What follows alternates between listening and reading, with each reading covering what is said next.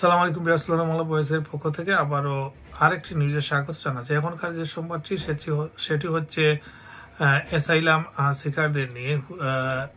ইংল্যান্ডের 9টি হোটেল থেকে শত শত অ্যাসাইলাম আবেদনকারীকে সেখান থেকে সরিয়ে নেওয়ার প্রস্তুতি নিয়েছে হোম অফিস। সেই সংবাদটি গার্ডিয়ানে এসেছে এবং অন্যান্য পত্র পত্রিকায় এসেছে। সেই সংবাদটিকে একটু আপনাদেরকে পড়ে শোনাবো।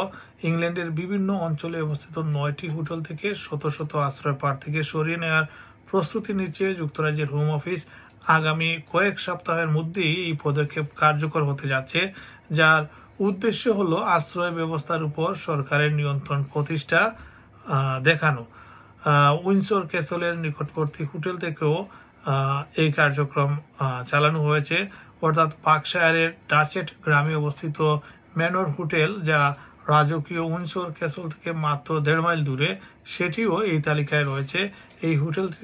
এই হোটেলটিতে থাকা আশ্রয় প্রার্থীদের সরানো হবে জুলাই মাসের মধ্যে। স্থানীয়দের একাংশের অভিযোগ অনুযায়ী এই আশ্রয় প্রার্থীরা গ্রামটিকে একটি নরকুণ্ড পরিণত করেছে, অর্থাৎ নরকুণ্ডে পরিণত করেছে বলে স্থানীয় বাসিন্দাদের অভিযোগ। কিছু গণমাধ্যমের রিপোর্টে বলা হয়েছে গ্রামের শান্তিপূর্ণ পরিবেশ নষ্ট হয়েছে এবং কিছু ঘটনায় ধর্মীয় ও জাতিগত বৈষম্যের অভিযোগ উঠেছে। সরানো আশ্রয় প্রার্থীদের হোম অফিসের ব্যবস্থাপনায় দীর্ঘমেয়াদী অস্থায়ী আবাসনে, যেমন ফ্ল্যাট বা শেয়ার করা বাসায় পুনর্বাসিত করা হবে বলে জানানো হয়েছে। লেবার পার্টির অনেক ব্যাকবেঞ্চার এমপি আশ্রয় প্রার্থী সংকট দীর্ঘায়িত করা এবং প্রশাসনিক জটিলতা নিয়ে উদ্বেগ প্রকাশ করেছেন। গত বছরের সাধারণ নির্বাচনে কেয়ার স্টারমারের প্রতিশ্রুতি দিয়েছিলেন যে আশ্রয় প্রার্থীদের হোটেল ব্যবহার বন্ধ করে সরকার কোটি কোটি টাকা পাউন্ড সাশ্রয় করবে। সরকারি সূত্র জানিয়েছে ইতিমধ্যে চলতি বছরের শুরু থেকে আরো 13টি হোটেল বন্ধ করে দেওয়া হবে। সূত্রটি আরও জানায়, অর্থাৎ রিপোর্টে বলা হয়েছে টরি সরকারের রেখে যাওয়া বিশৃঙ্খল আশ্রয় ব্যবস্থা থেকে বেরিয়ে আসতে একটি স্থিতিশীল ও টেকসই পরিকল্পনার দিকে যাচ্ছে নতুন সরকার। ডাচেট গ্রামের জনসংখ্যা প্রায় 4,800। এই গ্রাম দিয়েই প্রায়শই রাজ পরিবারের সদস্যরা যাতায়াত করেন।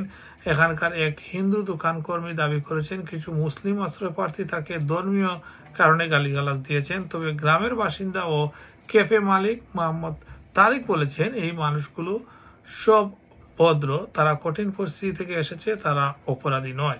অর্থাৎ এখানে ভিন্ন মত পাওয়া গেছে। একজন দোকানি বলছেন যে এখানে ধর্মীয় বিদ্বেষ হয়েছে, আর যারা গ্রামের বাসিন্দারা তারা বলছেন যে না, তারা ভিন্ন পরিস্থিতিতে এখানে এসেছেন, তাদের সকলেরই আচার আচরণ ভালো। ভিউয়ার্স, এই ছিল অ্যাসাইলাম শিকারদের নিয়ে সর্বশেষ আপডেট।